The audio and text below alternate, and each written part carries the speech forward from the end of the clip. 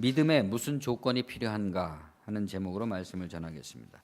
종교의 목표는 구세, 세상의 구원에 있습니다. 세상의 구원이라는 것은 세상성으로부터의 구원이다. 세상의 어떤 성격으로부터의 구원이다. 이렇게 말할 수 있을 겁니다. 그래서 이 구원을 자유와 해방 이렇게 표현하기도 하죠. 사실 이런 말처럼 광범위하고 포괄적인 말도 없을 겁니다. 개인의 구원, 가족의 구원, 민족의 구원, 인류의 구원 이런 말들이 가능하고 또 실존적 구원, 사회적 구원, 정치적 구원, 경제적 구원 이런 말도 가능합니다. 다 자유와 해방을 가리키는 말인데 이 자유와 해방을 특히 선포하는 것이 복음이다 이 말입니다. 그러니까 복음이 있으려면은 먼저 현실의 부자유와 억압에 대한 자각이 있어야만 되는 것이죠. 흔히 죄로부터의 자유와 해방이다 이런 표현도 많이 쓰지만 그러면은 죄가 뭐냐 하는 문제가 될 것이고 죄의 실존성과 사회성의 문제가 거론될 수 있을 겁니다. 개인이 처해 있는 그 사람만이 가지고 있는 고유한 실존적인 어떤 죄의 상태로서의 그 사람의 부자유와 억압, 그러한 개인들이 모여서 이룩한 사회의 죄의 상태로서의 부자유와 억압.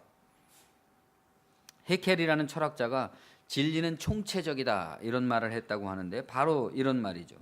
우리들 개개인은 다 실존적이고 사회적인 죄의 상태, 곧 부자유와 억압으로부터 자유와 해방을 갈망하고 있습니다.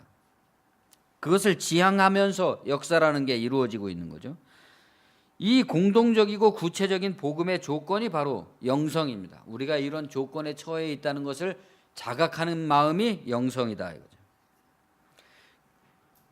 괜히 동성애 반대 이런 거에 휩쓸려서 자기의 어떤 실존적이고 사회적인 정체성을 거기서 찾으려고 그러면 안 되죠. 기독교 진리에 있어서 또 너무 빨리 사랑이라든가 사랑해야 된다, 관용해야 된다, 화해해야 된다, 용서해야 된다 이런 어떤 도덕 윤리적인 것을 너무 빨리 상상할 필요가 없습니다. 도덕이나 윤리 같은 것을 무시하자는 말이 아니라 그것들이 우리 개개인이 처해 있는 실존적이고 또 공동적으로 처해 있는 어떤 사회적 죄의 상태로서의 부자유와 억압에 대한 자유와 해방의 복음은 아니다 이거죠. 예를 들어서 동성애 극렬 반대자들은 자기들의 어떤 도덕 윤리가 동성애 극렬 지지자들의 부자유와 억압에 대한 어떤 복음의 역사를 회방하고 있다는 점을 이해해야 될 겁니다. 도덕과 윤리라는 것은 서로 상호 모순적이죠. 반복음적이라고 할 수 있는 사람들도 도덕 윤리를 내세웁니다. 예를 들어서 북한처럼 구성원의 어떤 정신적 자유가 폐쇄된 조직체일수록 그 안에서 작용하고 있는 도덕 윤리적인 힘은 더욱더 세고 그 부도덕과 부패, 윤리적 타락 이런 것도 더 훨씬 더 많죠. 그럴수록 그러니까 도덕이 강조될수록 타락도 많은 법이죠. 형제들아 내가 지금까지 할례를 전한다면 어찌하여 지금까지 박해를 받으리요. 그리하였으면 십자가의 걸림돌이 제거되었을 것이다. 도덕이라는 것은 사람들의 입을 막는 데는 힘이 셉니다. 십자가, 사람들의 자유와 해방이 권력의 지배에 걸림돌로 작용하는 곳에서 가장 안전한 처신은 아무 말도 안 하는 거죠. 아무 말도 안 한다는 것은 그 사회가 가지고 있는 전통에 따라서만 얘기하는 사람. 그러면 그 누구도 그 사람을 탓하거나 욕하지 않는 거죠. 이게 도덕이죠. 그러나 할례를 내세운다는 것, 그까지 표피를 제거하는 것에 무슨 의미가 있겠습니까? 마찬가지로 인간 개개인들이 다 실존적이고 사회적인 억압과 부자유가 엄연히 존재하고 있는데 도덕과 윤리를 내세운들 그 사람들과 우리 사회가 안고 있는 그런 억압과 부자유라는 것이 해소가 되겠습니까?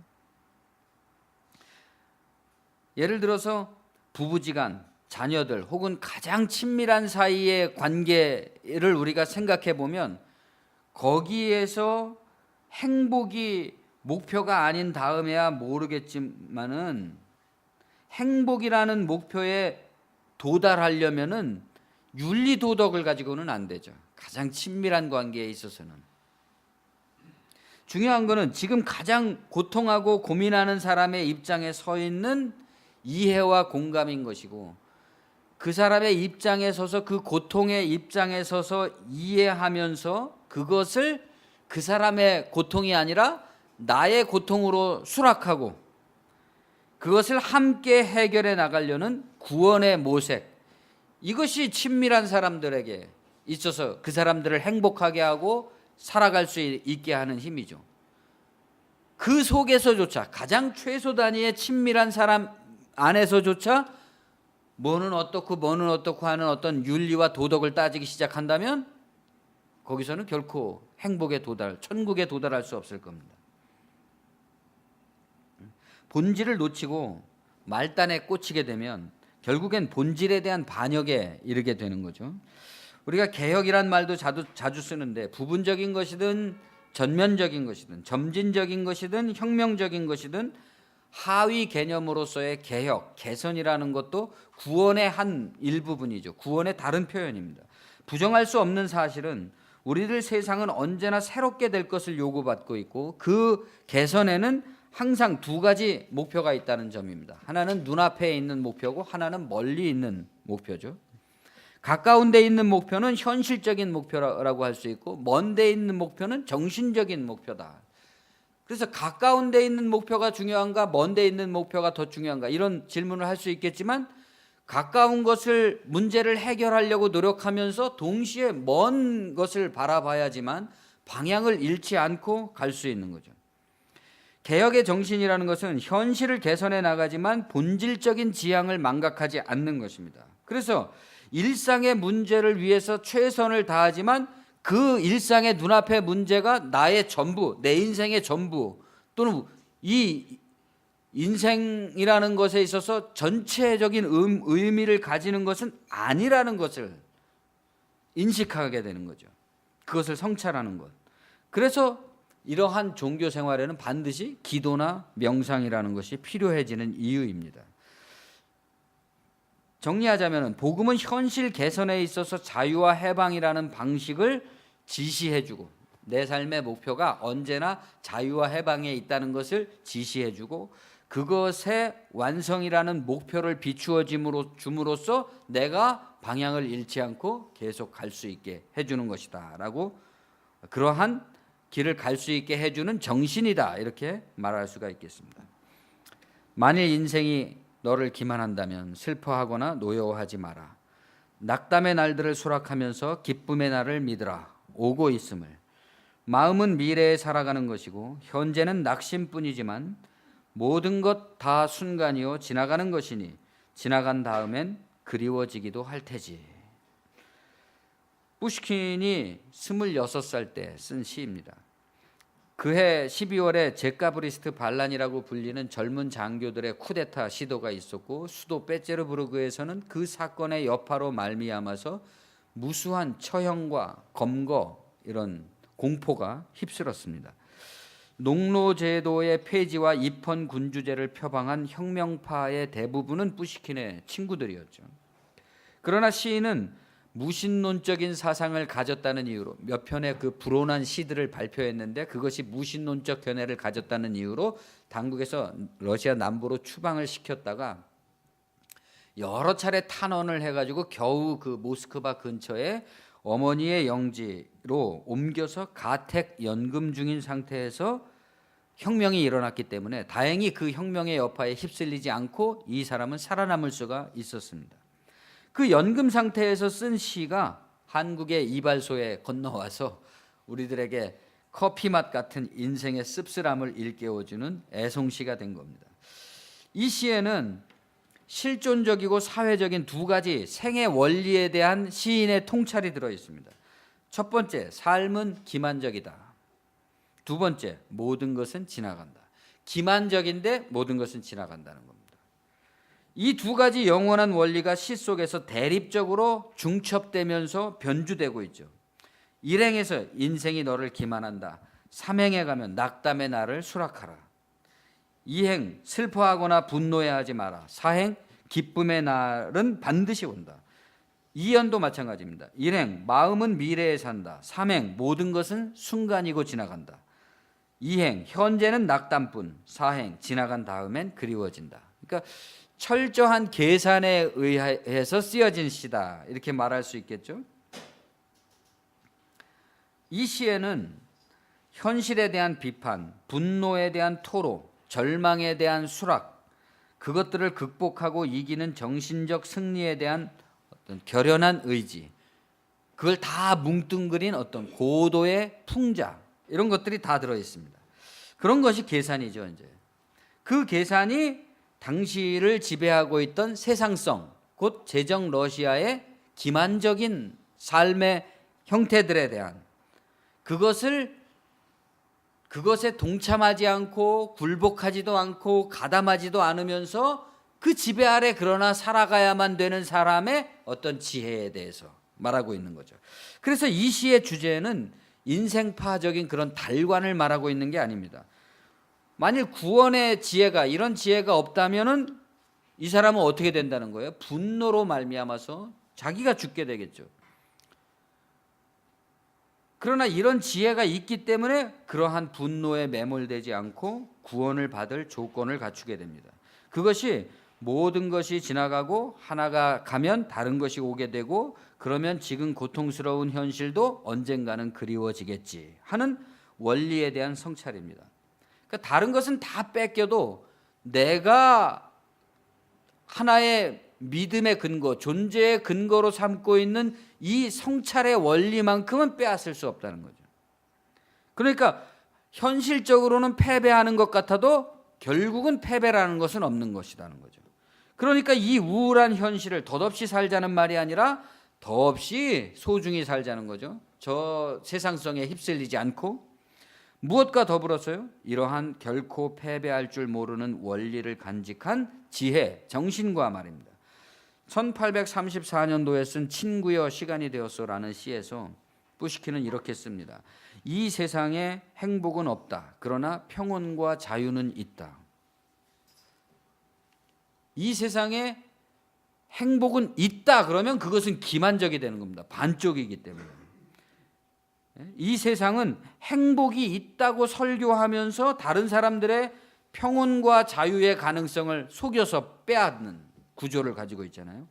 세상에 행복은 없다. 그러나 평온과 자유는 있다라고 얘기함으로써 세상의 기만은 극복되고 또 세상의 기만적인 세상이 고발되게 되는 거죠. 뿌시킨이 무신론자의 경박한 바람둥이였지만 만년에 이르게 되면, 만년이라 그래봐야 뭐 38살에 죽었으니까 그 30대 후반쯤에 이르게 되면 종교적 영성이 느껴지고 제법 진중한 역사의식을 갖추게 됩니다. 뭐 우리가 생각할 때 30대 후반에 갖추어져 봤자 얼마나 갖추어졌겠어요. 그러나 이 사람은 외국 여행도 한번 못 가봤습니다. 그러나 러시아인으로서 그때까지 이 사람만큼 세계적인 명성을 얻은 사람은 없었습니다. 짧은 생애 동안 추방과 연금, 정치적 억압이 이 사람을 재련시켰던 거죠.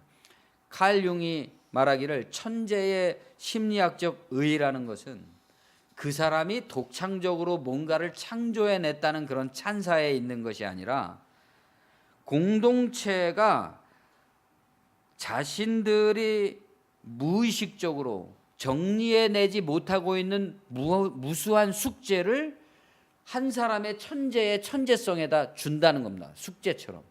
그러면 그 천재는 공동체로부터 부여받은 그 사명을 자기의 천재성으로 풀어내서 그 사람들의 영적인 필요를 하나의 완성된 형태로 제시함으로써 그 공동체에게 하나의 시대가 끝나게 해주는 거죠. 새로운 시대를 열어준다는 거죠. 그래서 이런 말들이 사실이라면 뿌시킨은 제정 러시아 민중에게 천재를 받아서 그들의 영적 요구를 자신의 천재성으로 표현해냄으로써 민중의 사랑에 대해서 보답했다, 이렇게 말할 수 있을 겁니다. 도스토옙스키가 그를 말세의 정교회적이고 세계사적인 구세의 사명을 받은 러시아 민족의 예언자다. 이렇게 나중에 이제 기렸단 말이죠. 그런 이유가 여기 있는 거죠.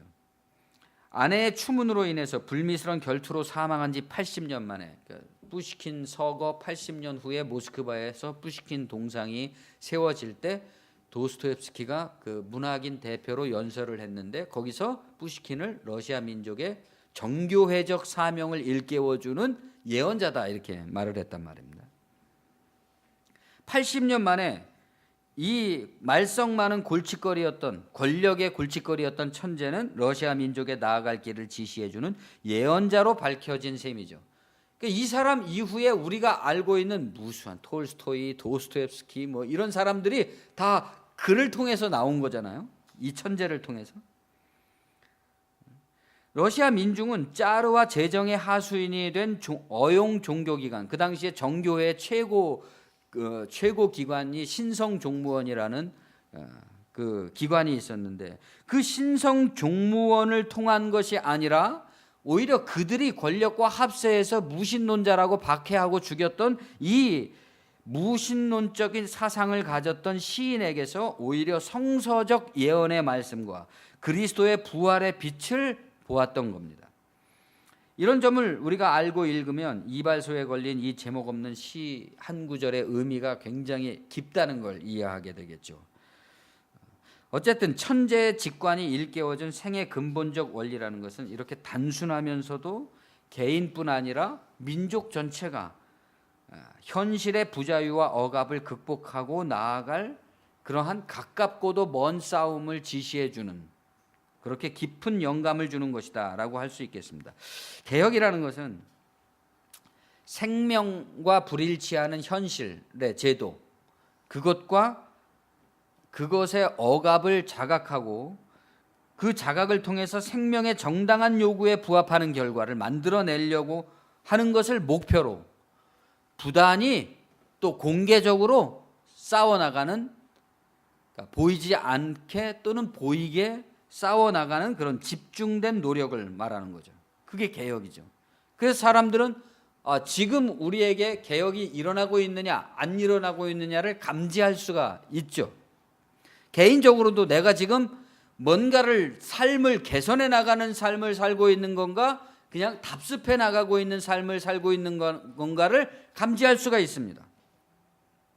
개혁의 핵심은 이러한 공동의 현실이 갖는 열망에 대한 자각이고, 자기 안에 그런 열망에 대한 자각이 있어야 되고, 그 실효성에 대한 믿음이 있어야 되고, 반드시 이것이 필요하다는, 그리고 그것을 추구해 나가는 열정이 있어야 되고, 성취해 내려고 하는 인내와 지혜가 필요합니다. 대상과 목표가 분명해야 되고, 예상되는 저항을 극복할 만한 의지가 요구되는 거죠.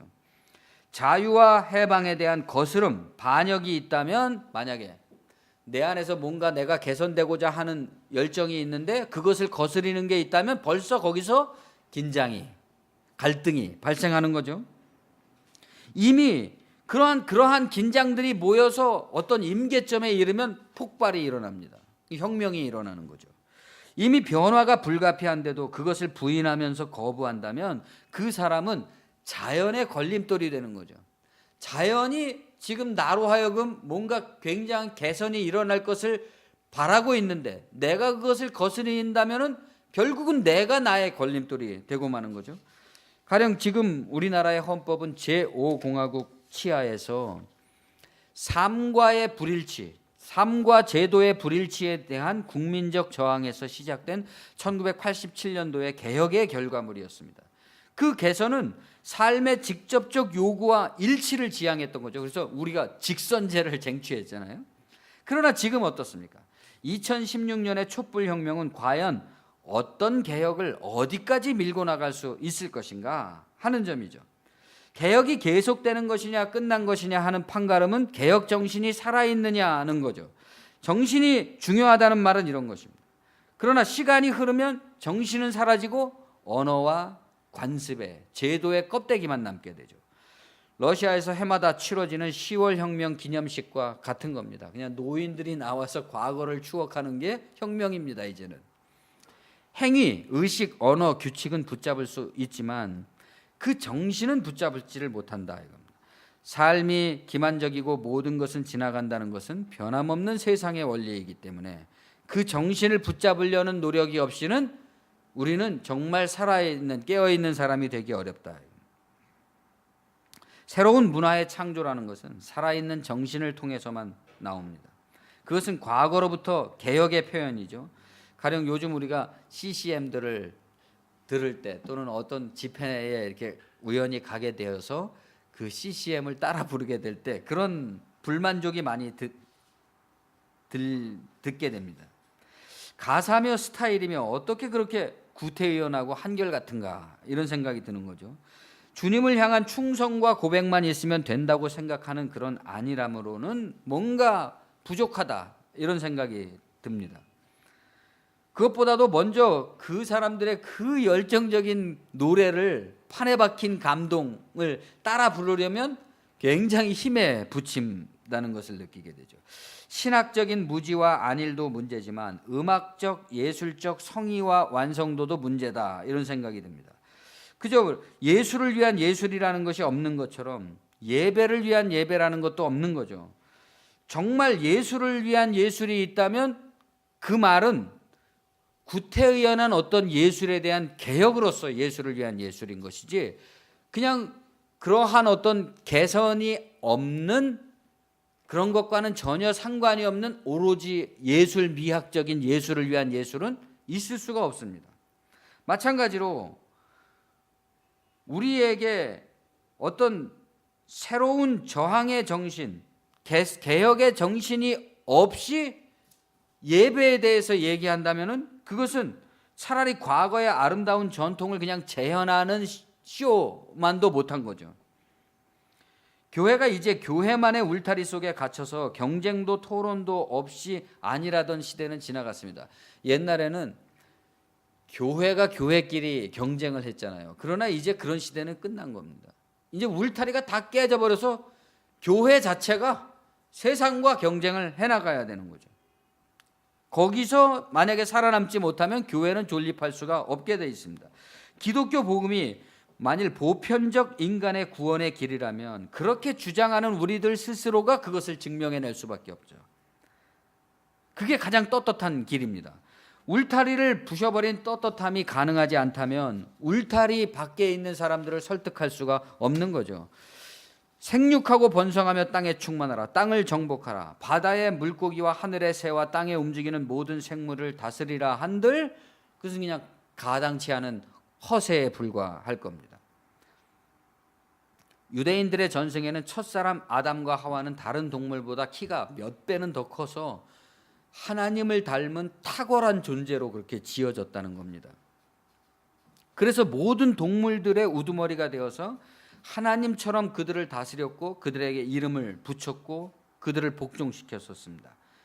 기독교인들에게 만일 이러한 어떤 삶을 살아가는 방식에 있어서의 탁월함이라는 게 없다면은 우리가 세상을 다스리고 이름을 붙이는 게 아니라 세상이 우리를 다스리고 이름을 붙이게 되겠죠. 영혼의 구원, 구원의 확신이라는 말을 우리가 많이 씁니다. 그러나 이 구원의 확신이라는 말 속에는 이미 뭔가 변화의 실제를 믿기가 어렵다, 믿을 수 없다, 그런 어떤 회의가 그 속에 이미 들어있는 것 같습니다. 영혼이라는 것은 보이지도 않고 감지되지도 않죠.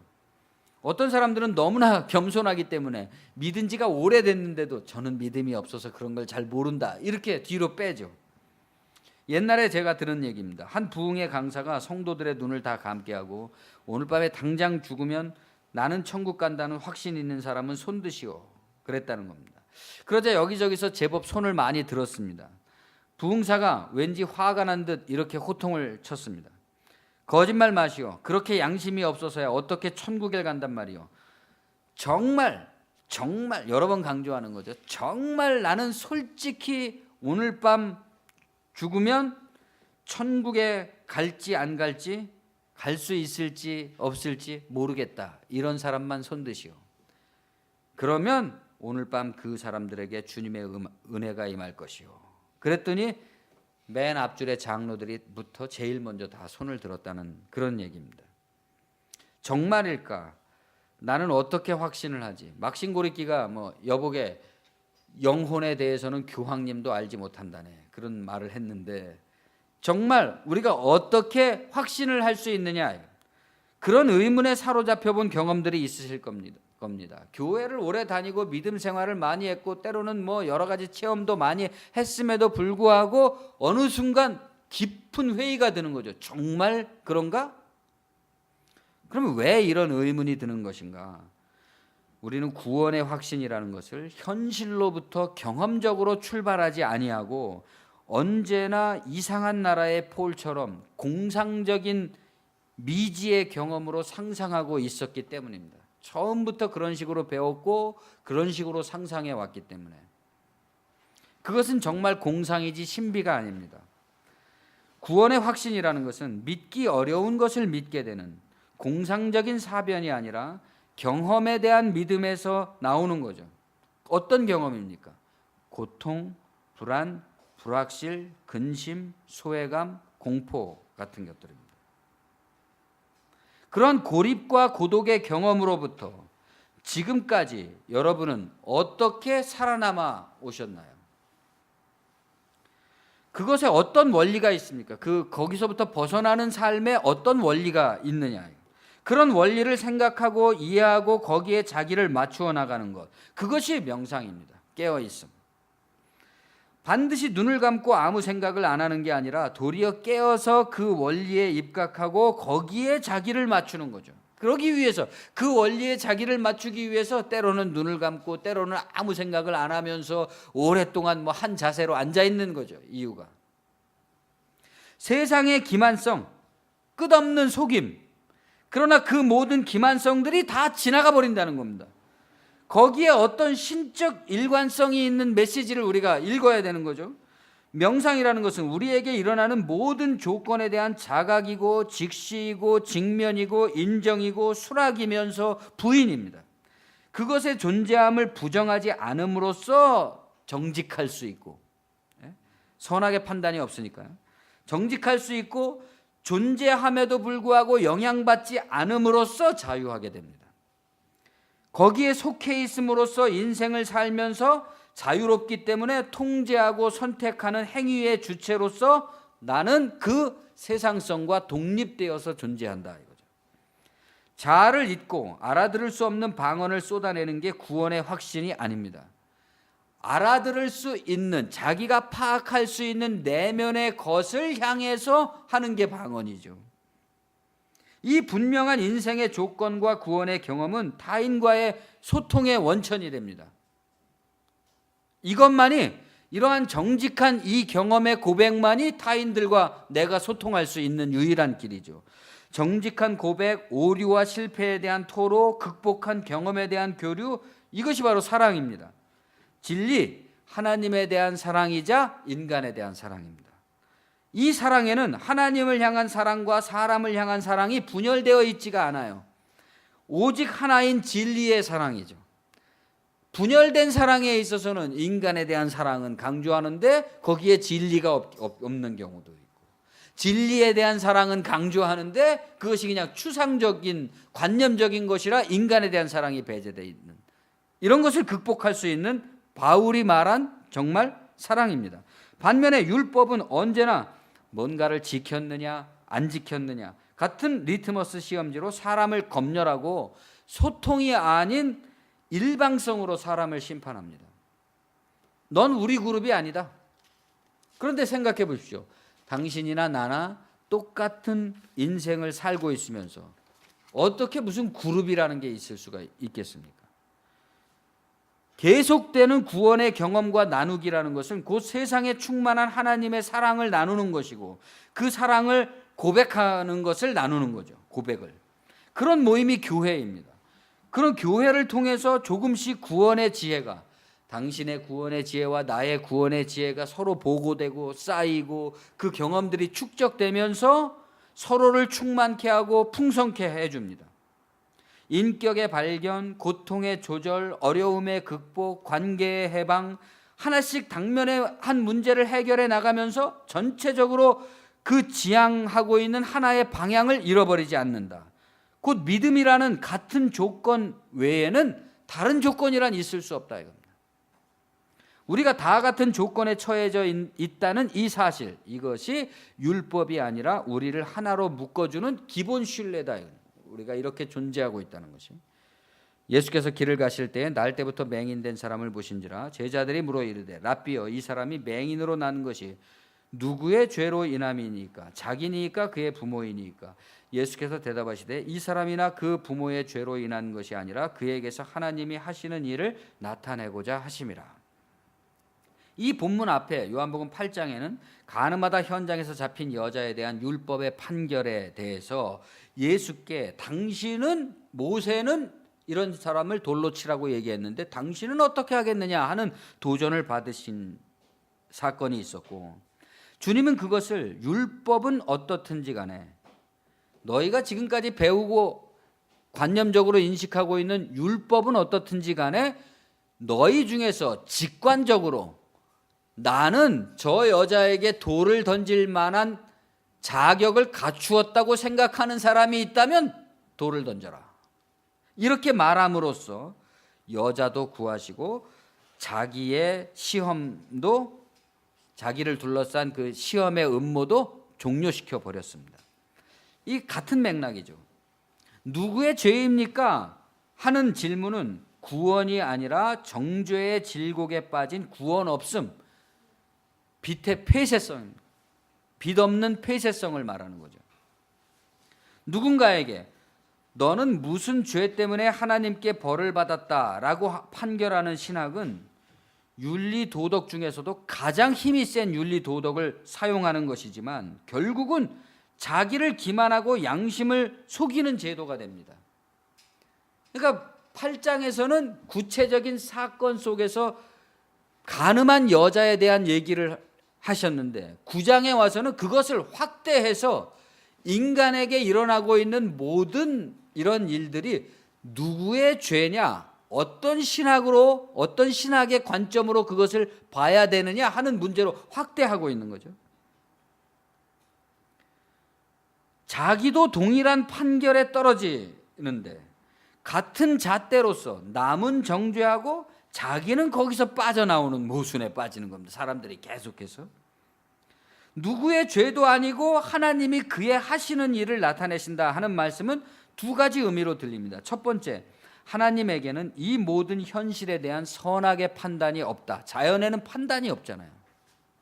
지진이 일어나도 그 지진 속에는 인간을 향한 자연의 미움 이런 게 없습니다. 그냥 무심함이죠.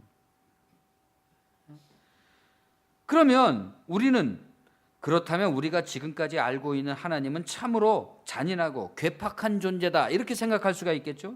또 어떤 사람들은 혹은 하나님은 비인격적인 무력한 존재다 이렇게 말할 수도 있을 겁니다. 그러나 그런 의미에서 두 번째, 이게 중요한데, 하나님은 언제나 그 상태를 통해서 자기가 하고자 하시는 일, 선을 나타내신다에 초점을 맞추게 됩니다.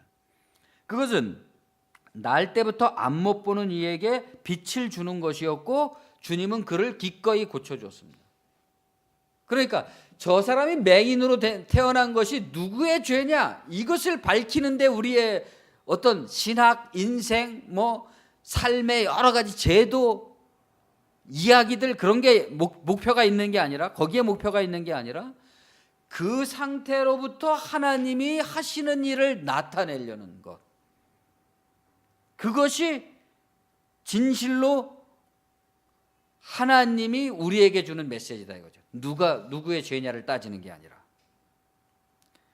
때가 아직 낮음에 나를 보내신 이의 일을 우리가 하여야 하리라. 밤이 오리니 그때는 아무도 일할 수 없느니라. 밤이 오면 일할 수가 없다.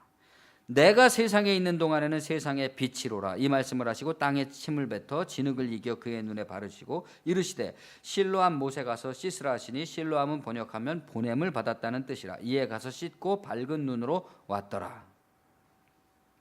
실로암에 가면 그 물에 씻으면 병이 낫는다는 속설이 있었잖아요. 그래서 많은 사람들이 그걸 씻었지만 병이 안 낫죠. 그러나 예수님은 이 누구의 죄로 인한 것이 아니라 하나님의 하시는 일을 나타내는 것이다 라는 얘기를 한 다음에 굳이 안 해도 되는 거지만 굳이 진흙을 이겨서 그의 눈에 바르고 그 실로암에 가서 씻으라고 일부러 말씀하고 있는 것입니다.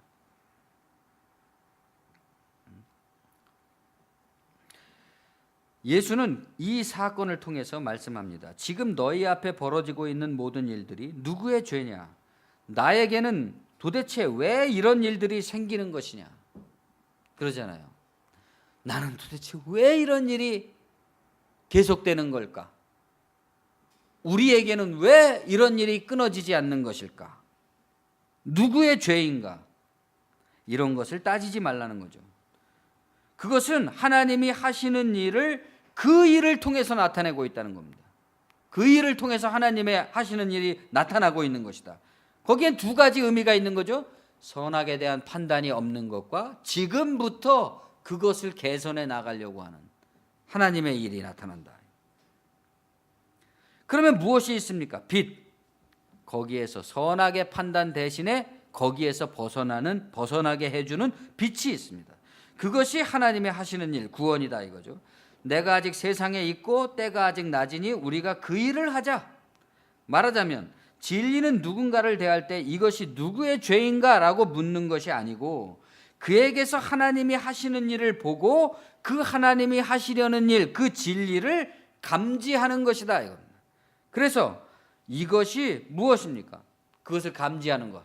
하나님이 저 사람을 볼 때, 어떤 사람을 볼 때 저것은 누구의 죄인가가 아니라 하나님이 하시는 일이로구나. 거기서 하나님이 하실 일을 감지하게 되는 거예요. 이게 뭡니까? 이게 명상이죠.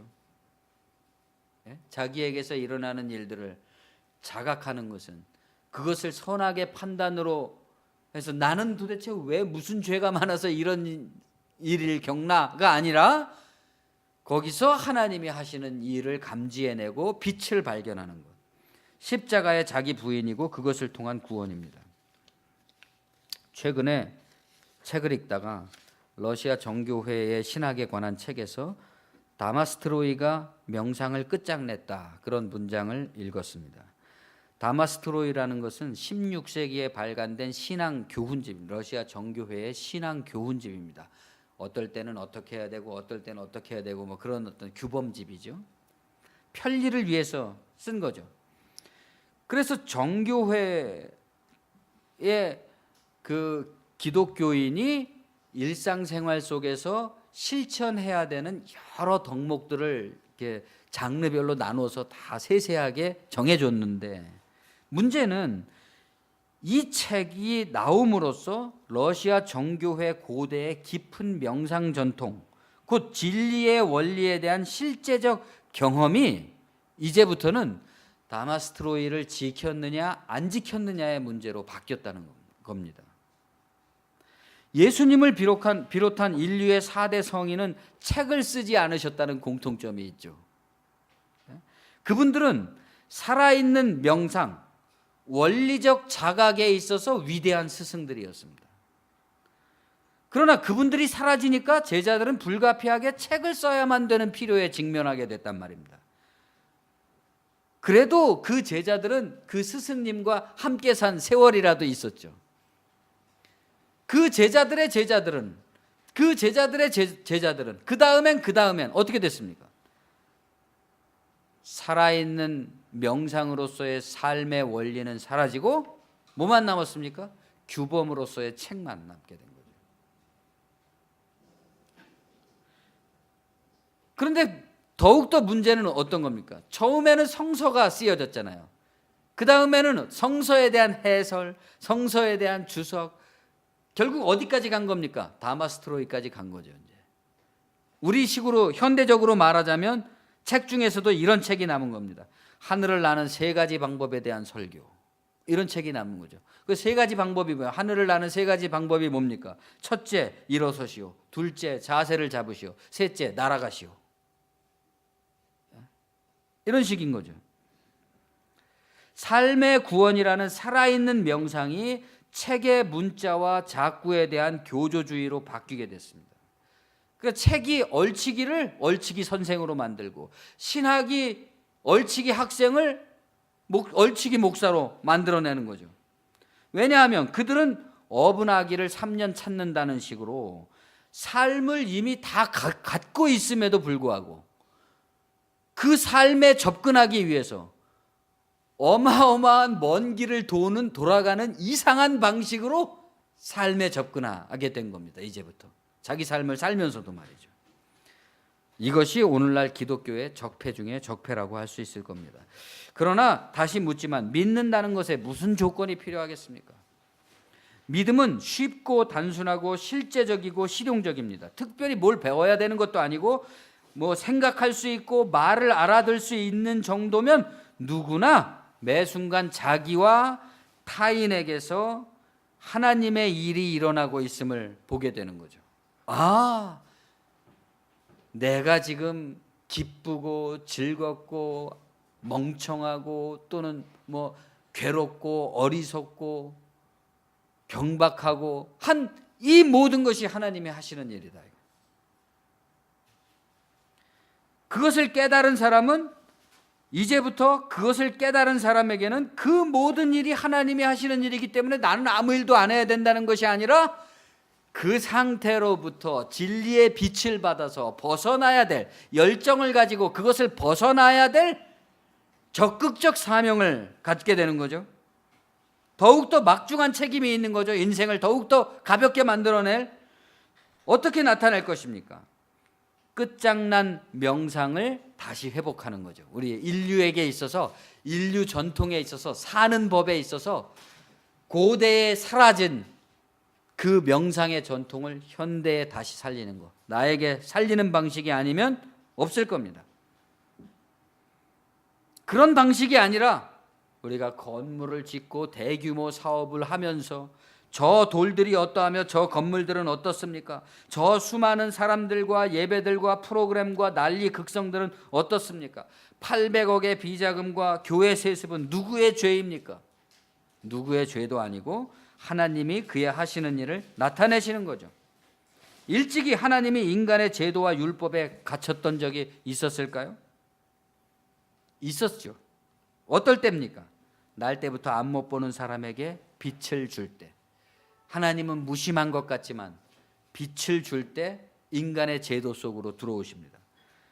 또 고립과 고독과 율법의 정죄로부터 한 여자를 구원해 줄 때 하나님은 무심한 것 같지만 그 여자가 그런 삶에 빠지게 될 때까지도 하나님은 아무런 도움을 도와주지 않은 것처럼 무심한 것 같지만 그 사람을 새로운 삶의 빛으로 또 그 여자를 통해서 오늘날까지도 전 인류에게 생명의 빛을 비춰주시는 거죠. 여러분에게 영감과 용기가 충만해서 하나님이 하시는 일을 여러분에게 나타내실 때 그것을 적극적으로 실천해 나갈 수 있는 그러한 지혜와 능력이 충만하시기를 바랍니다. 기도하겠습니다. 주님 은혜를 감사합니다. 우리가 하나님을 믿는 데 있어서 무슨 믿음이 필요할까요? 믿음의 어떤 조건이 필요할까요? 우리가 무엇을 해야 될까요?